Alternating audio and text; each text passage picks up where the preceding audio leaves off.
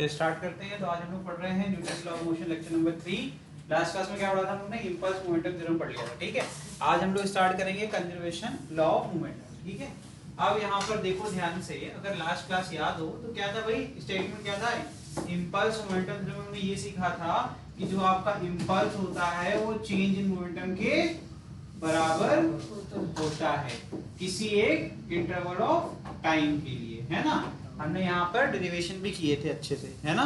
तो डेरिवेशन में हमने क्या सीखा था कि जो आपका चेंज मोमेंटम है, अगर t1 से t2 इंटरवल की बात करें तो जो आपका i है वो क्या है, p2 माइनस p1 के बराबर। ये हमने सीख लिया था, है ना, यहाँ से इंपल्स। और एक और फॉर्म था i का, that is f dot dt, है ना। यहाँ पर t1 से ये दोनों क्या रिप्रेजेंट कर रहे हैं? सेम चीज को रिप्रेजेंट कर रहे हैं। यहाँ तक कोई दिक्कत? चलिए आगे बढ़ते हैं फटाफट नेक्स्ट। तो यहाँ पर अब सीखना है हम लोग को law of conservation of linear momentum. तो लीनियर वर्ड आ गया तो मतलब कैसा मोशन हो सकता है भाई? किसी एक फिक्स डायरेक्शन में ही होगा, मतलब किसी एक ही 1D मोशन होगा। तो अब मैंने स्ट्रेट लाइन मोशन बोल देना तो कोई दिक्कत नहीं होगी, ठीक है। तो स्ट्रेट लाइन मोशन के दौरान आपका मोमेंटम कैसा होता है भाई? m इंटू वी, याद है, ठीक है। मास इंटू वेलोसिटी क्या होता है? लीनियर मोमेंटम को रिप्रेजेंट करता है। इसका डिनोमिनेशन किससे होता है? स्मॉल p से। तो p इज इक्वल टू क्या है? m v, ठीक है। इसमें कोई दिक्कत? ये बहुत सिंपल सी बात बताई थी। तो अभी कंजर्वेशन लॉ का स्टेटमेंट पढ़ते हैं जरा हम लोग, ठीक है। फटाफट पढ़ते हैं। ये कंजर्वेशन लॉ क्या कह रहा है? कह रहे हैं कि if net external force on a system is zero then linear momentum of the system remains constant. क्या कह रहे हैं कि अगर आपका नेट एक्सटर्नल फोर्स क्या है, जीरो है, तो लीनियर मोमेंटम क्या हो जाएगा? बताइए, कांस्टेंट बना रहेगा। तो यहाँ पर न्यूटन सेकंड लॉ के हिसाब से अगर हम चाहें तो हमें क्या पता है भाई? बताओ। F इज इक्वल टू, बताओ, ma कहोगे, मैं कहूंगा m dv बाई dt या फिर dp बाई dt। कह सकते हो कि नहीं कह सकते हो? यहाँ लिख लो F external will be equal to change in momentum with respect to time. यही तो है ना डेरिवेटिव के फॉर्मेट में, ठीक है। और अगर आपका क्वेश्चन जैसा कि स्टेटमेंट जैसा कि कह रहा है कि नेट एक्सटर्नल फोर्स क्या है? जीरो, तो अगर F एक्सटर्नल क्या हो गया तुम्हारा? जीरो हो गया। क्या हो गया? जीरो। तो इसका मतलब क्या है?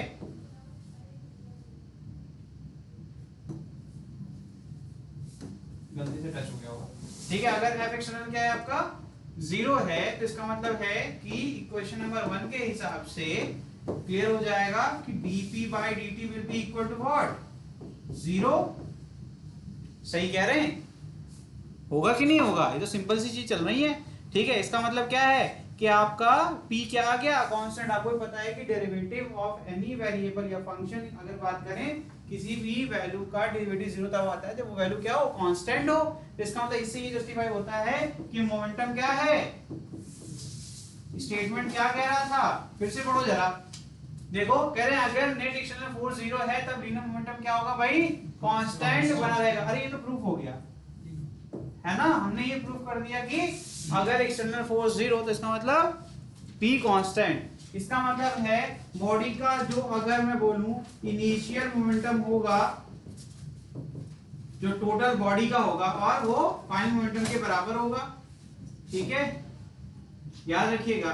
तो p इनिशियल और p फाइनल बराबर रहेगा, मतलब चेंज इन मोमेंटम जीरो आ रहा है। तो अब यहाँ ध्यान रखना कि हम पूरी बॉडी को एक साथ देख रहे हैं, मतलब कि उसके अलग अलग, जैसे इस केस में क्या होगा? एक बॉम्ब कहोगे, हमारी एक बॉडी है, ठीक है। मैंने कहा कि जब वो एक्सप्लोड होता है तो जितने भी उसके पार्टिकल्स हैं, जितने भी पार्ट होते हैं, वो सब तो एक बॉडी का पार्ट है ना। तो हम क्या करेंगे, सारे इंडिविजुअल बॉडी का जितने भी पार्ट्स हैं उनका मोमेंटम निकाल के सबका सम कर देंगे, तो हमें क्या मिल जाएगा? Final momentum. और इनिशियल क्या बात करेगा हमारी? कि जो पहले टोटल बॉडी का मोमेंटम था। तो कहने का मतलब है पूरी सिस्टम को एक साथ देखना। सिस्टम में जैसे मैंने एग्जांपल दिया था क्लासरूम में, इट डजंट मैटर कि आप लोग कहाँ कैसे बैठते हो। मैंने कहा कि क्लासरूम में आपके जो भी हैं 15 बच्चे हैं, ठीक, तो 15 चाहे एक के ऊपर एक बैठ जाएं तब भी क्लासरूम में 15 रहेंगे, या फिर स्कैटर्ड होके आराम से अपने अपने अलग अलग बेंच पे बैठ जाएं। फर्क पड़ेगा? नहीं पड़ेगा ना। समझ में आ रहा है कि नहीं आ रहा है? क्लासरूम क्या है तुम्हारा? रेफरेंस। वैसे ही हमारे लिए जब एक्सप्लोजन हो रहा है उसके पहले क्या पूरा जो बॉडी है उसमें कितने भी आपके बॉम्ब जो है वो आपकी पूरी बॉडी है, उसके कितने टुकड़े होंगे, उसके बाद भी मेरे लिए क्या होगा? जितने टुकड़े होंगे सारे के सारे मिला के मैं उसको एक साथ देखूंगा, उसको एक साथ ही क्या करूंगा, जज करूंगा। इंपॉर्टेंट बात है ये बहुत, ठीक। तो यहाँ पर P इनिशियल इक्वल टू क्या हो जाएगा, P फाइनल, है ना। तो यहाँ पर जितने भी आपके सिस्टम में जितने भी पार्टिकल, सबका मोमेंटम लोगे, मान लेते हैं यहाँ पर n नंबर ऑफ पार्टिकल्स, तो क्या हो जाएगा P1 plus P2 plus P3 plus कहां तक, है कि नहीं है। क्या आ जाएगा, इन सब का सम क्या आएगा, कांस्टेंट आएगा कि नहीं आएगा, ये क्या आएगा, कांस्टेंट। यहां पे लिख दूं क्या,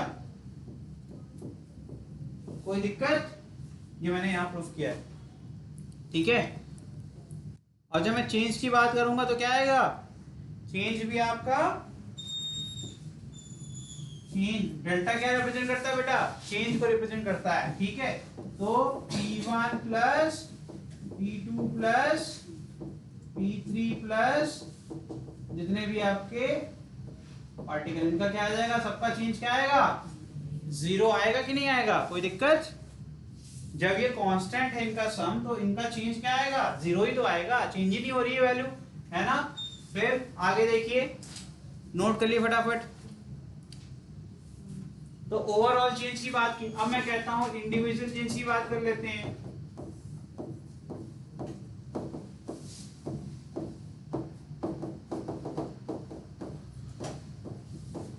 इसकी वैल्यू भी क्या होगी, 0 होगी कि नहीं होगी, ठीक है। यहां तक नोट कर लिया, करो फटाफट अगर नहीं किया तो। चलिए देखिए भाई, थोड़ा स्पीड में नोट करिएगा। तो अगर मैंने कहा से मेरे जो सिस्टम में है वो कितने हैं, फॉर 2 पार्टिकल सिस्टम, अगर मैंने बोला मेरे सिस्टम में कितने पार्टिकल हैं, 2 हैं, तो मैं लिख सकता हूं change in P1 plus change in P2 is equal to 0। सही है, चेंज ही नहीं हो रहा है ना। या फिर जितना चेंज P1 में हुआ उसका ही अपोजिट चेंज किसमें आ गया, P2 में, सच दैट इनका सम क्या आ रहा है, 0। कुछ गलत है क्या, हाँ बताइए। जो भी नेट चेंज आ रहा है वो 0 आ रहा है, बिकॉज अगर मैं बात करूं मोमेंटम का फॉर्मूला अगर लिख लूं तो P इक्वल टू क्या होता है, mv। मान लो अगर 2 पार्टिकल है, देखना नेट मोमेंटम कैसे आपका 0 आएगा, चेंज की बात कर रहा हूं। तो ये mv था और यहाँ पर क्या आ गया, ये P1 लिख दिया मैंने, ठीक। और यहाँ पर दूसरा मैं P2 लिख रहा हूँ और मैं यहाँ लगा दूंगा धीमे से मॉड, और मैं कहूंगा मैग्नीट्यूड दोनों का सेम है। मैंने क्या बोला, मैग्नीट्यूड दोनों का सेम है, लेकिन देखना ध्यान से, चेंज की बात कर रहा हूँ, एक इधर चला गया और एक इधर चला गया। ये हो जाएगा, एक हो जाएगा पॉजिटिव डायरेक्शन, एक हो जाएगा नेगेटिव डायरेक्शन, ठीक है। इसको क्या हो गया, नाराज हो गया क्या ये, चलिए देखिए। तो यहाँ तो समझ में आ गया था हम लोग को, क्या था भाई, P1 क्या है, mv, और P2 भी मैग्नीट्यूड क्या दोनों का सेम, लेकिन मैंने कहा कि डायरेक्शन क्या हो गई, अगर ये है तो ये हो गया प्लस mv और ये क्या हो गया, जब मैं सिस्टम को करूंगा तो दोनों को ऐड करूंगा तो 0 आएगा कि नहीं आएगा। तो समझ में आ रहा है ये कंडीशन कैसे सेटिस्फाई हो रही है। तो इसका मतलब है अगर 2 से ज्यादा होंगे, 3 होंगे, तो क्या होगा, किसी 2 का जो सम रिजल्टेंट आ रहा है, तीसरा उसी रिजल्टेंट के अपोजिट डायरेक्शन में equal amount of momentum generate कर रहा है, तो क्या हो जाएगा, तीनों का सम 0। देखो समझा देता हूं, क्योंकि ये बड़ा फेमस क्वेश्चन है कि बोल देंगे एक बॉम्ब है, उसके 3 टुकड़े हुए, एक इधर गया V1 से, एक इधर गया V2 से, तो कह रहे हैं तीसरा वाला किधर जाए, सच दैट जो कंजर्वेशन मोमेंटम है वो सेटिस्फाई हो जाए। तो कहेंगे इन दोनों का रिजल्टेंट निकालो, वेक्टर सम करेंगे तो क्या आएगा, पैरेललोग्राम लोग यूज करेंगे ना भाई, ये आ जाएगा रिजल्टेंट, ठीक है। V12 लिख दिया मैंने, ठीक है, समझ में आ रहा है। तो मैं कहूंगा कि जो मेरा V3 होगा वो इसी के अपोजिट होना चाहिए, और V3 वेक्टर की value mod of V3 will be equal to V12, then only क्या होगा, ये कंजर्वेशन ऑफ मोमेंटम सेटिस्फाई करेगा। समझ में आ रहा है, नहीं आ रहा है।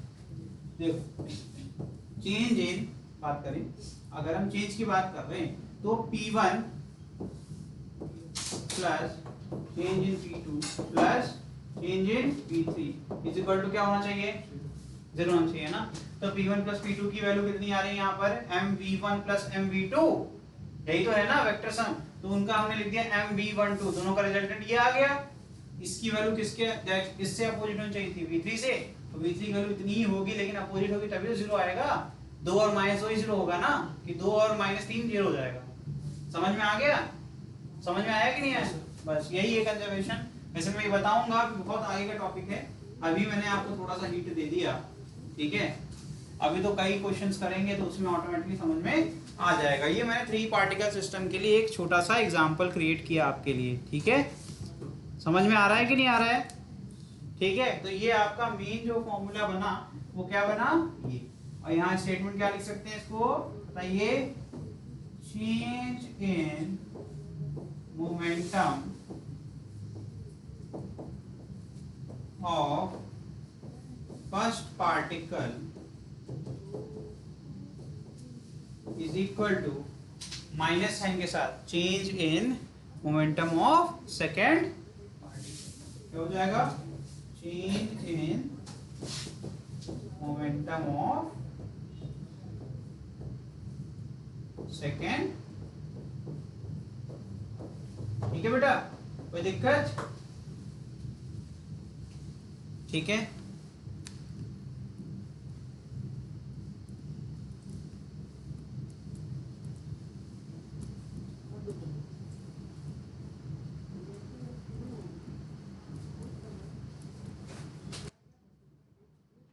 चलिए आगे बढ़ जाए। जल्दी करो बेटा थोड़ा।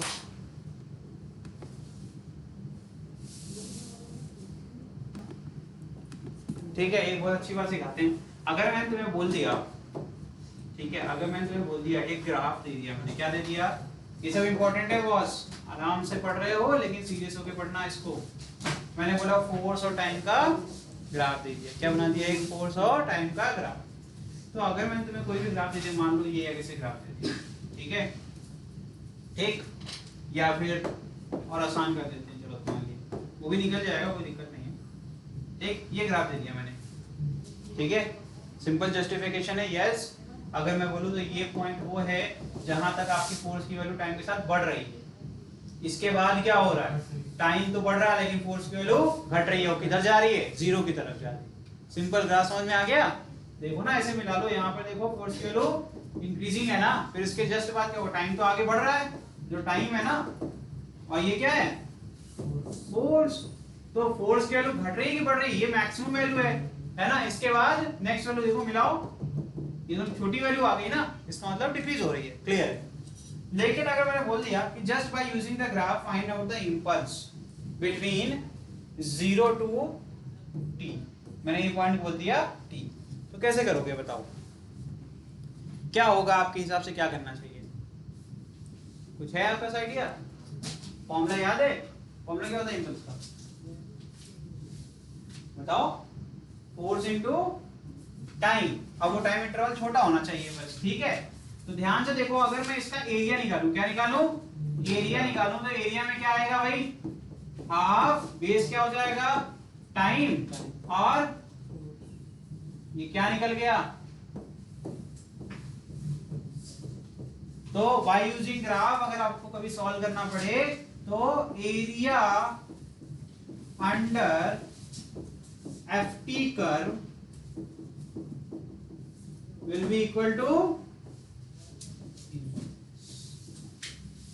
ठीक है, इंपॉर्टेंट है, देख लो किसको बराबर होगा ये, इंपल्स के। चलिए आगे बढ़ जाते हैं।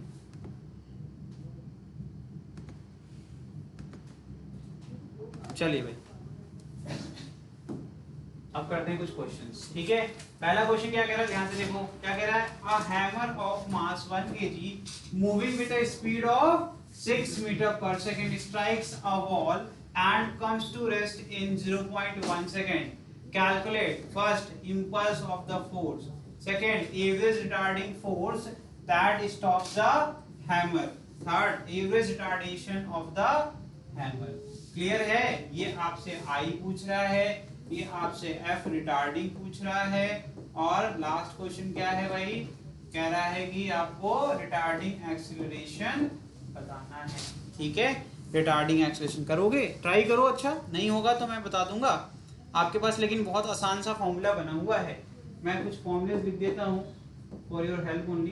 तो अगर मैंने बोला कि T1 से T2 इंटरवल के लिए, तो 0 से 0.1 इंटरवल है ना मेरा, 0 से 0.1 कह रहा है ना, देखिए कितने टाइम के लिए हो रहा है, 0.1 सेकेंड, मतलब 0 से स्टार्ट किया होगा तो इंटरवल बहुत छोटा है, लार्ज अमाउंट ऑफ फोर्स लग रहा है, वो तो समझ में आता है। ठीक है, तो क्या हो जाएगा भाई यहाँ पर F इंटू क्या हो जाएगा T2 माइनस, कर लो यार जल्दी से कर लो,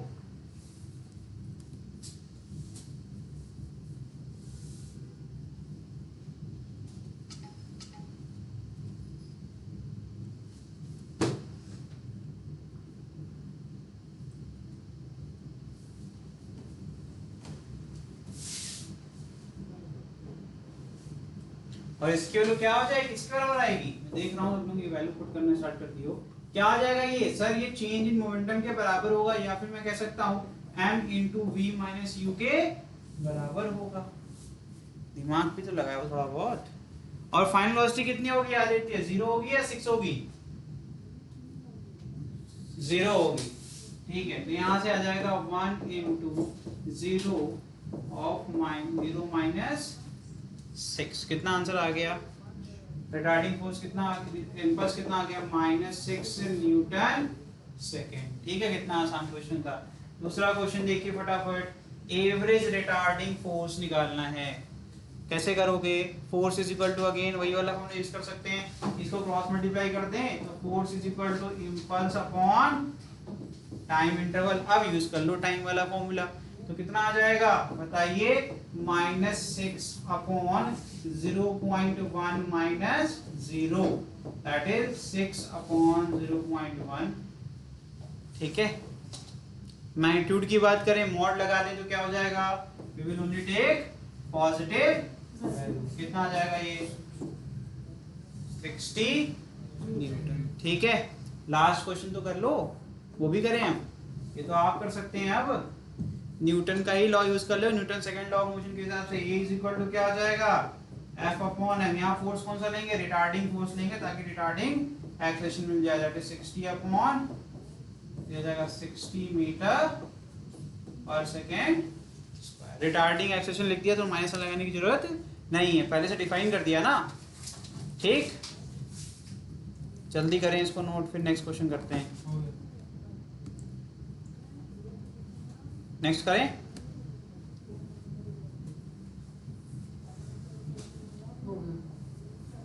क्वेश्चन आसान है कि नहीं, -6 मीटर पर सेकेंड, बेटा -6 मीटर पर सेकेंड स्क्वायर नहीं लिखेंगे, सेकेंड स्क्वायर लिखिए पहली बात तो, और माइनस नहीं होगा, उसका रीजन मैंने आपको बता दिया ऑलरेडी, हमने डिफाइन कर दिया रिटार्डिंग है ना, इसीलिए ऐसा नहीं होगा। अगर हम ये डिफाइन ना करते, सिर्फ एक्सेलरेशन बोलते तब माइनस साइन सही होता। ठीक है, क्योंकि माइनस साइन का सिर्फ यही काम है कि वो ये बताए कि आपका जो मोशन हो रहा है वो कैसा हो रहा है, रिटार्डिंग हो रहा है। ठीक है, तो हमने पहले से ही यहाँ पे टर्म्स को लिखा हुआ है। ठीक, यहाँ पर आएगा आपका 60 मीटर। ठीक, सेकंड स्क्वायर। नेक्स्ट क्वेश्चन करें, देखो, a ball of 0.20 kg hits a wall with a velocity of 25 metre पर second at an angle of 45 degree. If the ball rebounds at 90 degree to the direction of the incidence, calculate the magnitude of the change in momentum of the ball. ध्यान से देखोगे तो question बहुत आसान लगेगा। यहाँ से देखो, अगर आपकी बॉल इस तरीके से आ रही है और हिट कर रही है, क्या कर रही है, हिट कर रही है बॉल को, और कितना एंगल बनाया थी बॉल से भाई बताइए, 45 डिग्री। ठीक, अब जब वो लड़के वापस जा रही है तो इस लाइन से जो एंगल बन रहा है वो कितना बन रहा है, 90 डिग्री। कितना, ठीक है, अगर हम बाइसेक्टर लाइन बनाएंगे तो ये भी 45 आ जाएगा और ये भी 45 आ जाएगा। कोई क्लियर है, इसमें कोई दिक्कत है?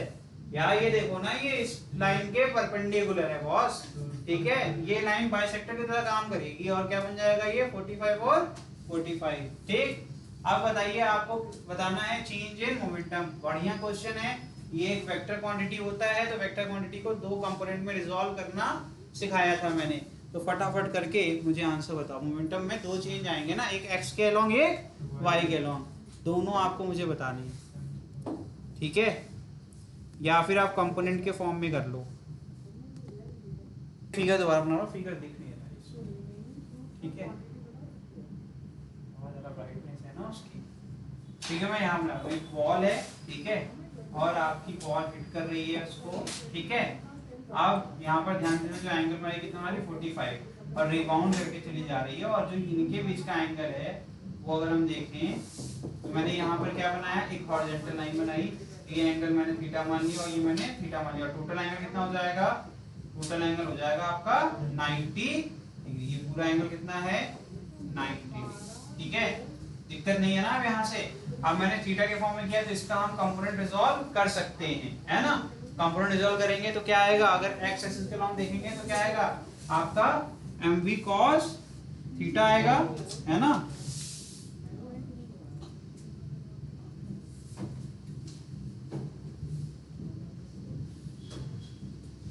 भाई जा रहा है।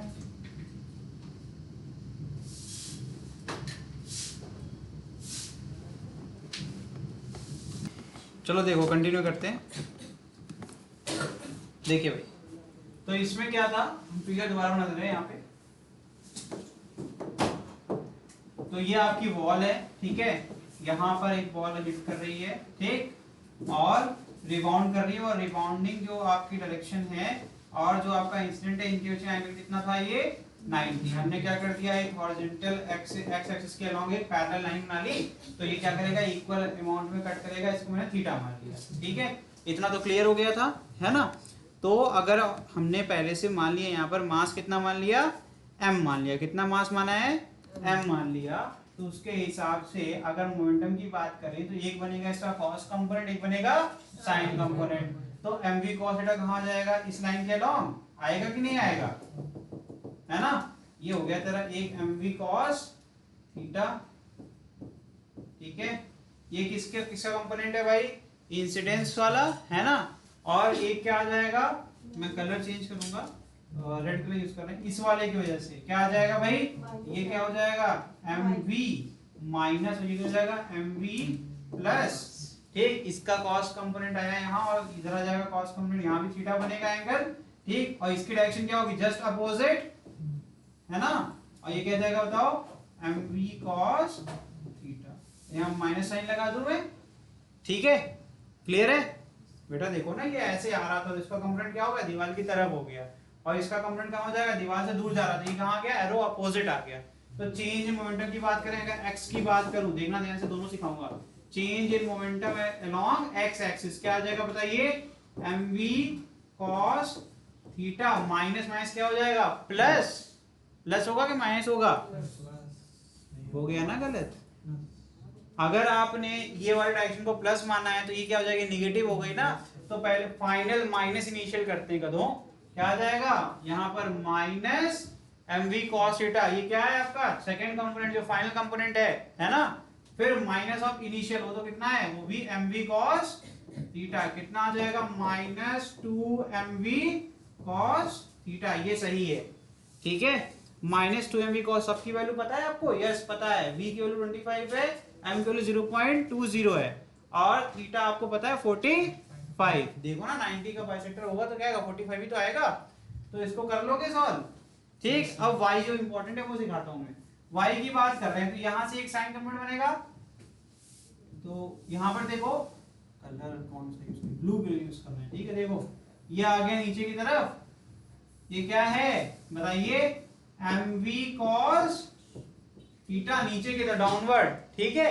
और इसका कंपोनेंट कहां जाएगा, इसका बताओ, ये भी डाउनवर्ड होगा क्या अपवर्ड होगा, ये देखो देख के बताओ, ये हम थोड़ा ना बताएंगे, अपवर्ड होगा, डाउनवर्ड होगा ना। इसका भी नीचे अगर माइनस साइन के साथ जाएगा तो माइनस का मतलब अपोजिट करेंगे, ओरिजिनल बनाएंगे तो क्या आएगा, कैंसिलिंग वेक्टर बन जाएगा, ध्यान से देखना, जाएगा तो नीचे, लेकिन माइनस mv sin थीटा, तो माइनस को चाहे तो हम प्लस के फॉर्म में लिख सकते हैं, तो प्लस के फॉर्म में लिखेंगे तो क्या आ जाएगा ऊपर की तरफ, और वो कैंसिल कर रहा है कि नहीं कर रहा है, नहीं बच रहा ना, नहीं बच रहा ना। अगर मैंने बोला ये a वेक्टर है बेटा, ठीक, तो ये क्या होगा माइनस ऑफ a वेक्टर, ठीक है। तो माइनस ऑफ a वेक्टर को अगर हमें कैंसिलिंग के फॉर्म में लिखना है तो क्या लिखेंगे, a वेक्टर लिखेंगे कि नहीं लिख सकते हैं, ठीक। माइनस a वेक्टर को मैं पलट के लिख सकता हूं ना, तो उस फॉर्म में देखोगे तो आपको कंपोनेंट, ये mv cos थीटा क्यों लिख दिया मैंने, ये sin थीटा होगा, this will be sin theta, ठीक है। समझ में आ रहा है कि नहीं आ रहा? तो चेंज की बात करेंगे तो कितना आ जाएगा 2mv cos थीटा, ठीक। ये आप ओवरऑल चेंज के फॉर्म में भी कर सकते हो, दैट इज आ गया minus 2 into 0.20 into 25 into cos of 40, कितना आ गया? आंसर तो बता दो यार, कितना आएगा? नहीं कर पाओगे क्या? ये 5 आ गया है, 5 का 10 होता है, 10 cos 40 का कितना देगा? -10 इंटू 1 अपॉन रूट 2 का मल्टीप्लाई डिवाइड कर दो, क्या देगा? -5 रूट, ठीक है। ये है न्यूटन सेकेंड। क्या हो गया बेटा? अब इस पर दिक्कत तो नोट कर लीजिए फटाफट।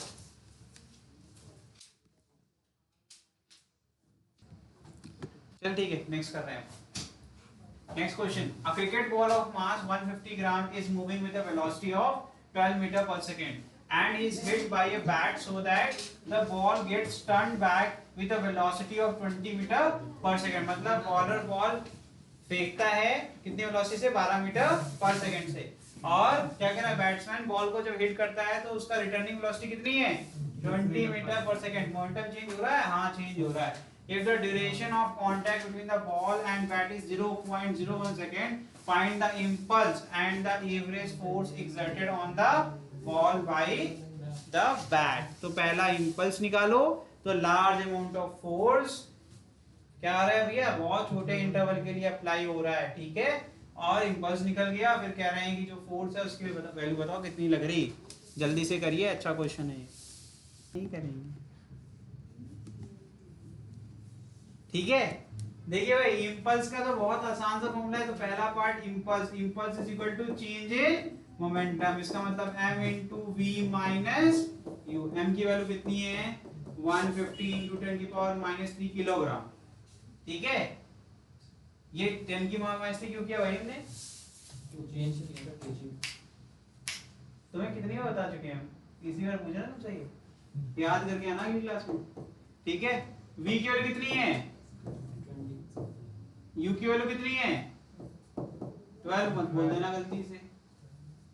जब बॉलर फेंकता है तो जिस डायरेक्शन से फेंक रहा है उसके अपोजिट डायरेक्शन जाती है कि उसी डायरेक्शन चली जाती है? वो एस के वाई की बात अलग है। वो जिधर से आ रही है उधर ही उल्टा करके मार देगा, फिर चली जाएगी। हम नॉर्मल विराट कोहली की बात कर रहे हैं, है ना? वो तो सामने ही मारेगा ना, है ना? तो सामने वाले के लिए डायरेक्शन अपोजिट हो गई, है ना?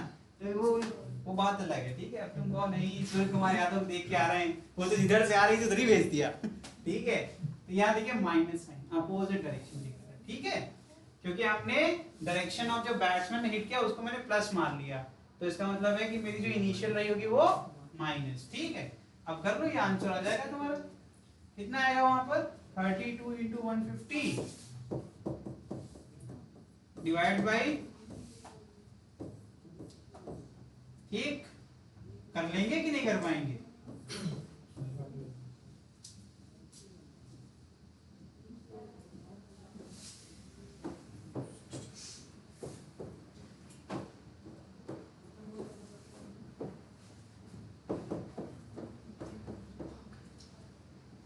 ठीक है।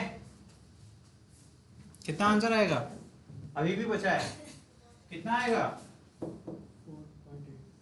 4.8 न्यूटन सेकेंड, ठीक है। हो गया। फोर्स निकाल लो, तो फोर्स के लिए क्या करोगे? F इज इक्वल टू, पिछले क्वेश्चन में किया था, I अपॉन, ठीक है बेटा। तो I की वैल्यू कितनी है? 4.8। टाइम इंटरवल दिया हुआ है, ठीक है, 0.01 या फिर 4.8 इंटू 100। ये क्या कर देता हूं मैं, जादू हो जाता है ना। कैसे करता हूं? सिखाया था ना। क्या करना है? जितने डेसिमल प्लेसेस हैं ऊपर उतनी जीरो बढ़ा दो 1 के आगे। तो कितना आ गया ये? ठीक है, 480, ठीक है। आसान है ना?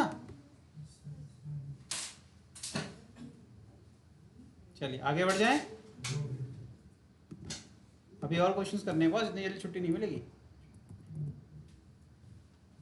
नेक्स्ट देखिए, figure shows an estimated force time graph for a baseball struck by a bat from this curve determine, ठीक है। आपको मैंने इसीलिए FT कर्व वाली बात बताई थी। तो कहीं ना कहीं आपको मैंने सिखा दिया है कि अगर इस ग्राफ का एरिया निकाल लेंगे तो we will get the impulse. क्या मिल जाएगा? इंपल्स मिल जाएगा। तो पहला क्वेश्चन क्या है? Impulse delivered to the wall. Second I think पहले हम लोग आई निकालेंगे, फिर उससे आसानी से इंटरवल, तो यही टाइम इंटरवल दिख रहा है कि वो भी दिख रहा? वो तो इसी को रीड कर लो ना। कहां से? 0 से 2.5 कर लो या फिर 1 से 2.5 कर लो, कोई फर्क नहीं पड़ता, जैसे करना है कर लो, आंसर आ जाएगा। तो जब इंपल्स निकालोगे तो इंपल्स कहां से निकलेगा? 1 से 2.5 के लिए, है ना? तो उसके हिसाब से क्या आ जाएगा आपका इंटरवल? क्या आएगा बताइए? 1.5 सेकेंड। ठीक है, करिए बेटा सॉल्व। इस बार आप करेंगे, हम नहीं कर रहे ये वाला क्वेश्चन। क्वेश्चन आपको खुद ही करना है।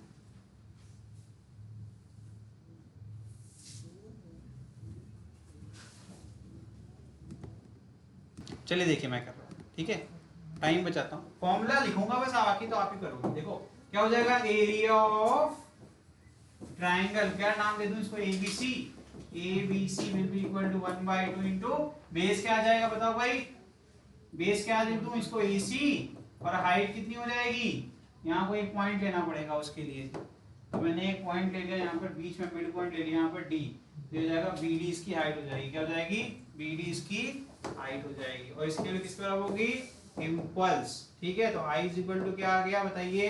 1/2 इंटू AC की वैल्यू कितनी है? 2.5 माइनस 1। और BD कितना बेटा? देखो पैरेलल टू y एक्सिस कितना आ रहा है? 18,000। ठीक है भैया, कितना आ गया? 1.5 इंटू क्या आ जाएगा? 9,000। ठीक है, देखना यहाँ 1.5 को लिखूंगा मैं 3/2। क्या लिखूंगा? 3/2। 3/2 इंटू कितना आ गया भाई? 4500। ठीक है, 3 इंटू 4500 तो कर ही लोगे, नहीं कर पाओगे?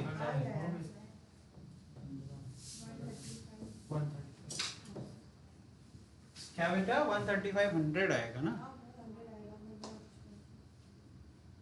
इंपल्स आ गया न्यूटन सेकेंड। और क्या लिख सकते हैं?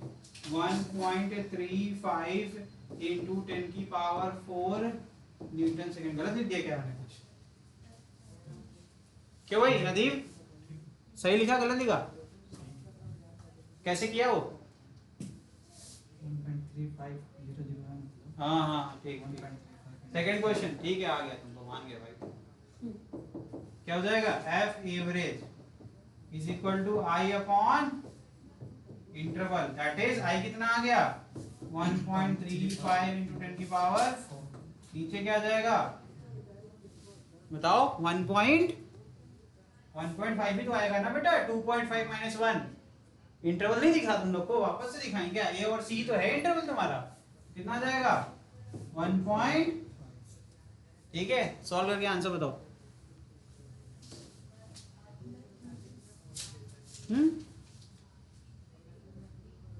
बताओ बताओ, ये क्या मतलब है? सही बता रही थी तुम। कितना है? 9,000। सही है, 9,000 आएगा।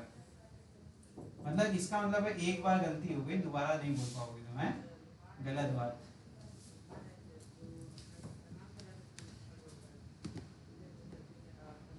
टॉपिक ठीक है, हम लोग पढ़ने जा रहे हैं रॉकेट प्रोपल्शन सिस्टम, जो मैंने पहले ही पढ़ा लिया था। ठीक है, फिर भी दोबारा से पढ़ाएंगे। ठीक, अच्छा ये बताओ, फिगर देखिए कुछ याद आ रहा है? मैंने क्या सिखाया था कि जैसे जैसे रॉकेट ऊपर जाता है वैसे वैसे उसका मास वेरी करता है कि नहीं करता है? करता है ना। मास कम होगा, है ना? तो मैं कह सकता हूं कि अगर मैं यहाँ पर v को मान लूं कांस्टेंट, क्या मान लूं? v को कांस्टेंट मान लूं, तो dm/dt क्लियर दिख रहा है कि नहीं दिख रहा है? कोई दिक्कत इसमें? किसी को कोई दिक्कत हो अभी मुझे बता दो, उसके बाद में बताना। ठीक है, अच्छा ये बताओ मुझे जरा कि अगर मैं यहाँ पर लगाता हूँ Newton second law of motion, तो मैं कैसे लगाऊंगा? मैंने एक फॉर्मूला लिखवाया था। कौन सा फॉर्मूला था वो? पहली क्लास थी वो।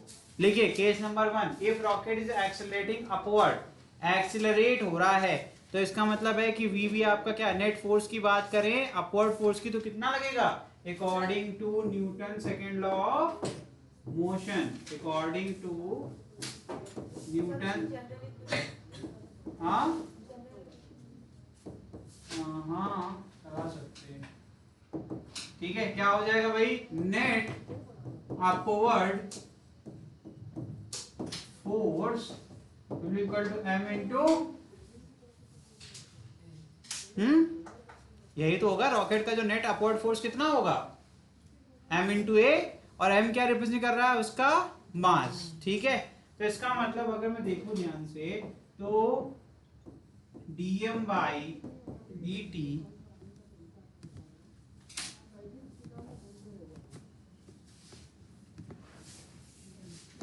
हाँ सॉरी मैंने देखा नहीं था, सॉरी सारे बच्चे कुछ कह रहे हैं माइक बंद है सर। हाँ ये तरीका सही है तुम्हारा, माइक ऑन करके मुझे पता चल जाता है, हैंड रेज जिसने किया वेरी गुड, मुझे समझ में आ जाता है।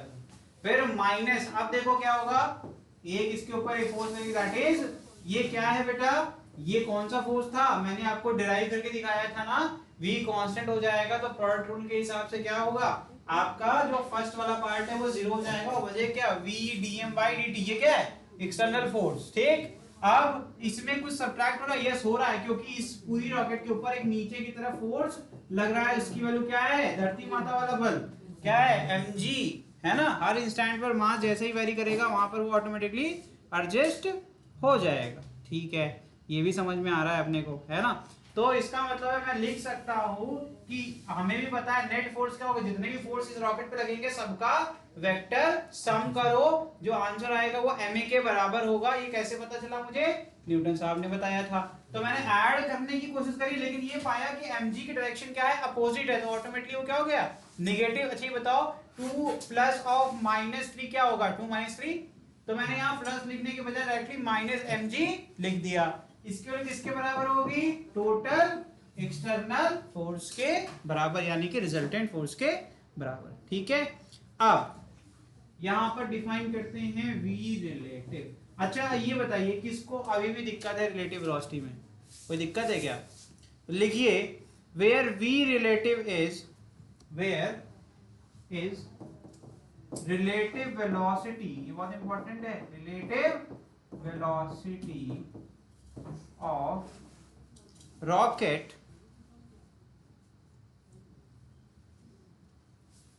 of ejected mass, बात वही उल्टा करना है बस, विथ रिस्पेक्ट टू, मैंने पहले रॉकेट बोल दिया, ठीक है।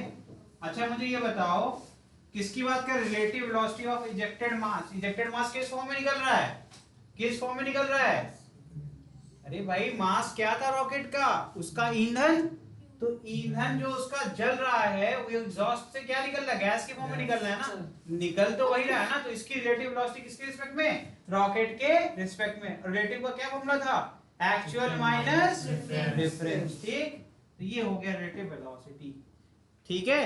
तो कई बार आपको दिया रहेगा कि जो आपकी गैसेस रिलीज हो रही है या फिर एग्जॉस्ट की वेलोसिटी दिया हुआ है रॉकेट प्रोसेस, तो वहां रिलेटिव कैसे निकालोगे, ठीक है, एक्चुअल माइनस रॉकेट की, तो क्या मिल जाएगा, v रिलेटिव। समझ में आ रहा है कि नहीं आ रहा है, यहां से जो गैसेस निकलेगी उसकी स्पीड ज्यादा होगी ना कंपैरेटिवली, तो आप जब करेंगे तो आपको रिलेटिव वेलोसिटी मिल जाएगी, ठीक है। चलिए case number 2, if rocket is moving at a constant velocity then acceleration क्या हो जाएगा, 0। तो उस केस में तो बहुत आसान है, उस केस को तो मैंने पहले ही बता दिया, क्या आ जाएगा v इंटू, अब रिलेटिव नहीं लिखेंगे, ठीक है। ये क्या हो जाएगा, इसकी वैल्यू किस रहेगी, mg के क्या ma के, mg के, एक्सेलरेशन 0 हो जाएगा ना।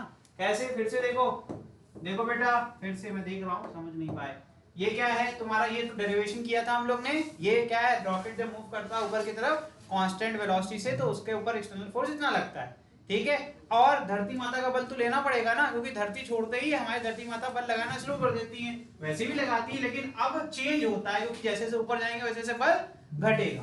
तो इस minus mg is equal to क्या हो जाएगा, net external force on the rocket, that is 0 because acceleration is 0। और न्यूटन साहब ने बताया था कि नेट एक्सटर्नल फोर्स क्या होता है, मास इनटू एक्सेलरेशन, तो क्या आ जाएगा m इंटू 0, ठीक। तो यहां से क्लियर हो गया v dm by dt is equal to क्या, इसको इधर फेंक दिया, क्या आ जाएगा ठीक है भाई साहब, कोई दिक्कत? तो मैं क्या यहाँ पे, क्योंकि वहां डायग्राम में बना हुआ है इसलिए मैं यहाँ पर भी, तो कंफ्यूजन ना हो।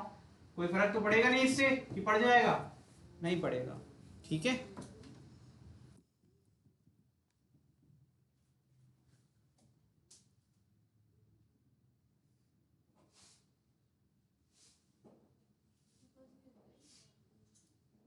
और क्या है इसमें, ये तो एक क्वेश्चन के हिसाब से बना दिया गया टॉपिक। हाँ बेटा वो बताया था, अभी तुम्हें डिफरेंस नहीं लग रहा है? पता चलेगा थोड़ी देर बाद, अभी करेंगे क्वेश्चन तब पता चलेगा, ठीक है।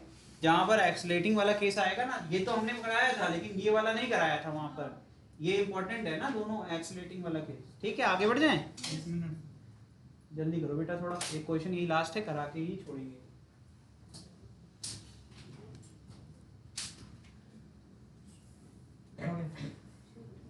ठीक है क्वेश्चन देखिए, a 600 kg rocket is set for a vertical firing if the exhaust speed of gases is, ये क्या दिया है भाई, ठीक है।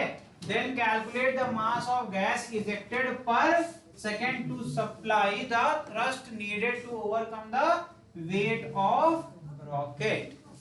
तो कह रहे हैं किस रेट से आपका जो मास है ना इजेक्ट हो, कि आपका जो अपथ्रस्ट मतलब जो नेट अपथ्रस्ट मतलब पता है क्या होता है? अपवर्ड फोर्स, ठीक है, फोर्स की बात करो, सॉल्व करने की कोशिश करो, कुछ नहीं आता वैल्यू ही पुट कर डालो। क्या? हाँ 9.8 ले लो, क्वेश्चन में नहीं दिया है ना कहीं 9.8, जी की वैल्यू 9.8 लेनी है, मीटर पर सेकेंड स्क्वायर। ठीक है जल्दी करें थोड़ा। तो कौन सा वन लगेगा? क्वेश्चन में कहीं पर ये नहीं बताया गया है कि एक्सेलरेट हो रहा है, तो हम क्या मानेंगे? एक्सेलरेशन 0। तो केस नंबर कौन सा लगेगा इसमें? केस 2 लगेगा। तो v relative dm by dt is equal to m into g. ठीक है हमें निकालना क्या है? dm upon dt। क्या क्वेश्चन पूछा देखो अवनीश, कैसे पढ़ा जाता है देखो, mass of gas ejected per second, देखो ना मास को टाइम के रेस्पेक्ट में बोलना है, इसका मतलब रेट की बात कर रहे हैं। किसकी बात कर रहे हैं? तो हमें ये पूरी वैल्यू निकालनी है। कौन सी वैल्यू? dm upon dt। तो क्या फॉर्मूला कैसा बन गया? dm upon dt is equal to mg upon, सारी वैल्यू तो पता है यार तुमको, 600, g कितना है 9.8 और ये कितना है, ठीक है 1000। कर लोगे? कर लोगे कि नहीं कर पाओगे? करो फिर आंसर बताओ। इसका आंसर जो भी मल्टीप्लिकेशन से आएगा वो सही होगा, ठीक है। यूनिट क्या होगी? यूनिट क्या होगी भाई?